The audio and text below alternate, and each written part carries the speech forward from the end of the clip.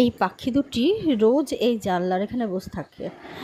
আমরা প্রথমে বুঝতে পারতাম না যে এত রাত্রিবেলা, তখন ওই 2-2:30 বাজে, এই সময় ওরা কি সুন্দর ডাকে, এত সুন্দর শীষ দেয়, পুরো নিস্তব্ধ পরিবেশ, তার মধ্যে ওদের আওয়াজ, কিন্তু খুঁজে আমি পাই না কোনো দিন।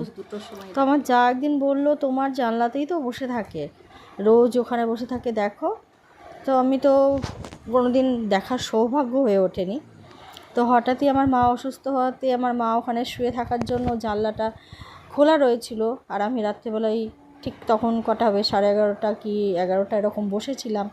তো হঠাৎই জানলার দিকে আমার ছেলে আমাকে দেখায় যে পাখি বসে আছে দেখো। তখন দেখি তো তো তখন দেখলাম যে হ্যাঁ, পাখি দুটি ওখানে বসে আছে।